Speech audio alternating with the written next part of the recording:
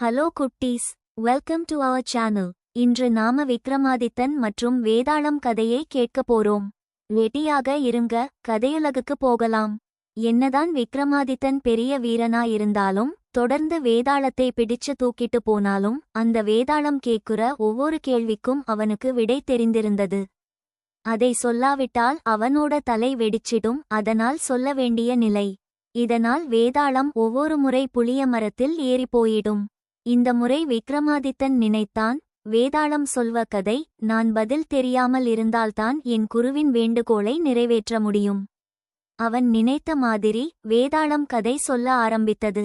ஒரு பெரிய சாம்ராஜ்யத்தை ஒரு பேரரசன் ஆட்சி செய்து கொண்டிருந்தான். ஒருநாள் அவன் காட்டுக்கு வேட்டையாட போனான். நேரம் கடந்து அவன் தன்னோட படைகளை விட்டு ரொம்ப தூரம் விலகிச் சென்றதை உணர்ந்தான். நடுக்காட்டுக்குள் மாட்டிக்கிட்டான். எவ்வளவு முயற்சி செய்தாலும் வழியை பிடிக்க முடியவில்லை. எப்படி அரண்மனைக்கு திரும்பி போகலாம் என்று யோசித்துக் கொண்டிருந்தான். அந்த நேரத்தில் தூரத்திலிருந்து ஒரு வாலிபன் அந்த பக்கம் நடந்து வருவது தெரிந்தது. அரசர் கேட்டார், இந்த காட்டுல நீ மட்டும் ஏன் தனியா போகிறாய்? வாலிபன் சொன்னான், இந்த காட்டில் இருக்கும் குருவிடமிருந்து நான் படிப்பு முடித்தேன். நான் புத்திசாலி என்பதால் அடுத்த நாட்டுக்குச் சென்று அங்குள்ள அரசருக்கு உதவ சொல்லி குரு அனுப்பி வைத்தார். இதை கேட்ட அரசர் சொன்னார், உன்னை ரொம்ப பிடிச்சிருக்கு. நானும் ஒரு பேரரசன்தான், நீ என் கூட அரண்மனைக்கு வா. வழி தெரியாத அரசனுக்கு வானத்தில் உள்ள நட்சத்திரங்களை பார்த்து சரியான பாதையை சொன்னான் அந்த வாலிபன். அவனின் புத்திக்கூர்மையைக் கண்டு அரசர் வியந்தார். எந்த பிரச்சனையும் வந்தாலும் தனித்துவமாய் யோசித்து முடிவெடுப்பது அவருக்கு ரொம்ப பிடித்தது. அதனால் அவனை அமைச்சராகவும் ஒரு மாளிகையையும் கொடுத்து கௌரவித்தார். கொஞ்ச நாள் கழித்து அரண்மனையில் வேலை செய்த ஒரு பெண் மீது வாலிபன் விருப்பம் கொண்டான். அவளை கல்யாணம் செய்து கொள்ள அரசரிடம் கேட்டான். ஒரு அண்ணன் மாதிரி அரசர் அந்த பெண்ணை பார்த்தார்.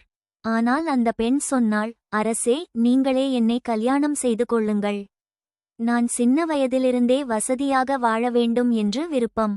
நான் வாழ்ந்தால் மாளிகையில்தான் வாழ வேண்டும். அவளின் விருப்பத்தைக் கண்டு வாலிபன் சொன்னான், அரசே, அவளுக்கு பொருத்தமானவன் நீங்கள்தான். தயவு செய்து நீங்களே அவளை கல்யாணம் செய்து கொள்ளுங்கள். அரசர் சொன்னார், கவலைப்படாதே பெண்ணே. இந்த வாலிபன் சாதாரணமானவனில்லை. இவனுடைய திறமையை பாராட்டி நானே அவனுக்கு ஒரு மாளிகையும் வசதியையும் கொடுத்திருக்கிறேன். நீ அங்கே வசதியாக வாழலாம். இவ்வாறு இருவருக்கும் திருமணம் செய்து வைத்தார் அரசர். வேதாளம் கேட்டது, இந்த வாலிபன் கருணையுள்ளவனா இல்லையா? ஒரு பெண் வசதியாக வாழ்வதற்காக தன் ஆசையை விட்டுவிட்டானே. வேதாளம் உண்மையில் தெரிந்து கொள்ள விரும்பியது யார் செய்தது சரி என்பது. அதைத்தான் வேறு விதமாக கேட்டது. அடுத்த நிமிஷத்தில் சரியான பதில் விக்ரமாதித்தனின் மனதில் தோன்றியது.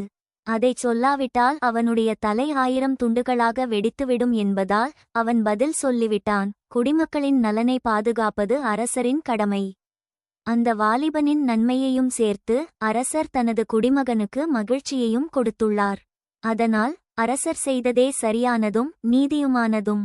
இதற்காகவே காத்திருந்த வேதாளம் பறந்து போய் மீண்டும் புளிய மரத்தில் தொங்க ஆரம்பித்தது. மீண்டும் முதலிலிருந்து வேதாளத்தை பிடிக்கப் போனான் விக்ரமாதித்தன்.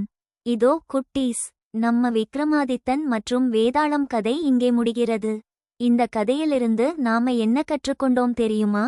அறிவும் நல்ல மனமும் ஒன்றாக சேர்ந்தால்தான் உண்மையான வெற்றி கிடைக்கும். உங்களுக்கு கதை பிடித்திருந்தா லைக் பண்ணுங்க, நம்ம சேனலுக்கு சப்ஸ்கிரைப் பண்ண மறக்காதீங்க. மறுபடியும் சந்திப்போம். பாய் குட்டீஸ்.